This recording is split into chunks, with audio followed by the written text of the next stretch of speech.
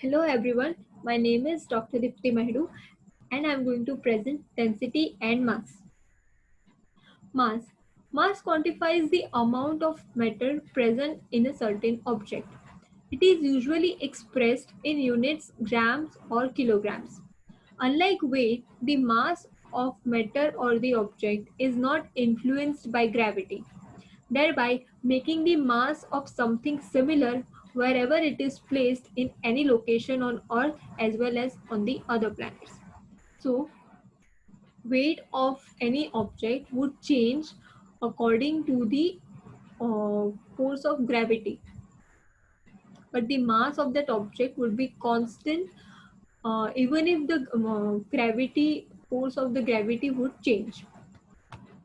For example, if a person's weight is 75 kgs on Earth, so it is possible that his weight will be less or more than 75 kgs on any other planet or the place that have more or less gravitational force than Earth.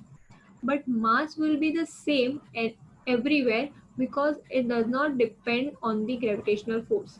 So, if a person's weight is 75 kgs on Earth, and if we check his weight on some high altitude areas or some other planet that has less or more gravitational force than Earth, then his weight would change. But the body mass of that person would not change according to the gravitational forces. Center of mass of the human body. When all the segments of the body are combined and considered as a single rigid object in the anatomical position, the center of mass of the body lies approximately anterior to the second sacral vertebra. So, in the anatomical position, if we consider human body as a rigid body, then the center of mass of that body would lie anterior to the S2 vertebra. The precise location of the center of mass for a person in the anatomical position depends on the weight distribution of that person. As a person is not rigid and does not remain in the anatomical position all the time, rather he constantly rearranges segments in relation to each other as he moves. So we humans are not rigid body that stays in the anatomical position all the time. Instead, we change our positions constantly and we rearrange our segments. For example, from lying to sitting, sitting to standing, standing to running, jogging, or squatting, or any of the positions, we change or rearrange our segments.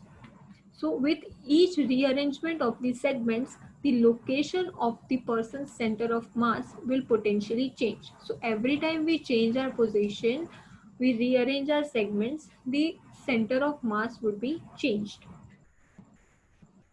Alteration in mass of an object or the segment. The mass can be redistributed not only by rearranging the linked segments in space, but also by adding or taking away the mass. So, not always we redistribute our mass by rearranging the segments, but also by adding or taking away the mass. For example, as we gain mass, we don't gain always in proportions. Some body parts would always be more bulkier than the others, so our center of mass would be changed.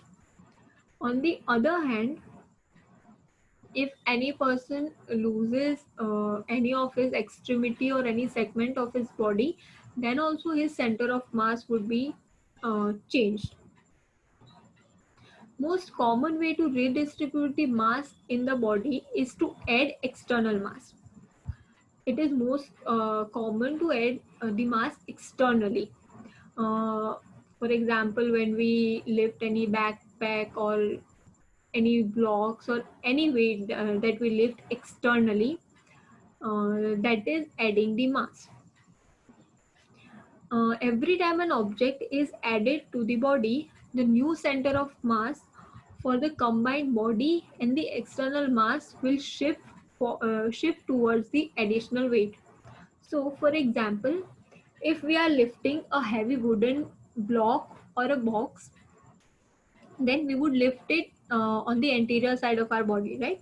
So the new center of mass of our body and that block combined would be shifted towards that block. That means shifted towards slightly upwards and forward. On the same way, uh, if we lift any bag uh, full of vegetables or fruits or any weight on the one side of our body, so if we lift that bag on either side of our body, then the new center of mass would be shifted to the side uh, which we have on which we have lifted the weight. If we have lifted the bag on the right side, then the center of mass would be shifted slightly to the right side. On the same way, if we are lifting any backpack, then we are adding the mass on the posterior side of our body. Then the center of mass would be shifted slightly posterior than the normal position. So here, as we can see, this man has added mass here, this plaster cast. So this plaster cast is the added mass. So it is on this side. So his center of mass is shifted from here to here, slightly this side. And also he has increased the base of support, as you can see here. Now here, this is the center of mass of different objects. This is a wall. This is the center of mass. This A represents center of mass of a symmetrical object. So this ball is a symmetrical object, and here is the center of mass. This B is the center of mass of the asymmetrical object. So this baseball bat is asymmetrical, and here is his center of mass. This third one, this again is an asymmetrical object, but here the center of mass falls outside the object. As we can see, this is the object and the center of mass is shifted outside the object. Now, density. Density quantifies how much mass is present in a certain matter or object with respect to volume. So density is defined as mass divided by volume. So this is the formula for density, mass divided by volume. The density of a material varies with temperature and pressure. This variation is typically small for solids and gases, but much greater for solid and liquids, but much greater for gases.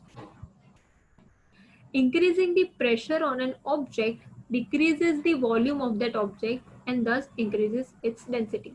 So here, as we can see, density is directly proportional to the mass of that object and inversely proportional to the volume of that object. So as we'll apply pressure on that object, the volume would be decreased, and as the volume would be decreased, density would automatically be increased. So we can also check density of the human body. So for checking volume of the human body, for measuring the volume of human body, we can submerge the body in water. So the amount of water displaced by the body would be considered as the volume of the body.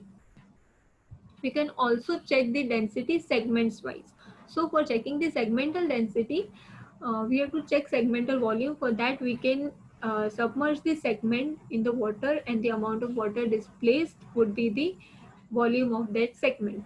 And this, with this formula, we can check the segmental density. When we check segmental density of the body, distal parts are more dense than the proximal ones, as distal parts are more bonier.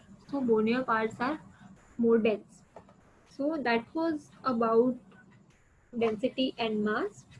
These are my references, and I hope you all have understood it. Thank you.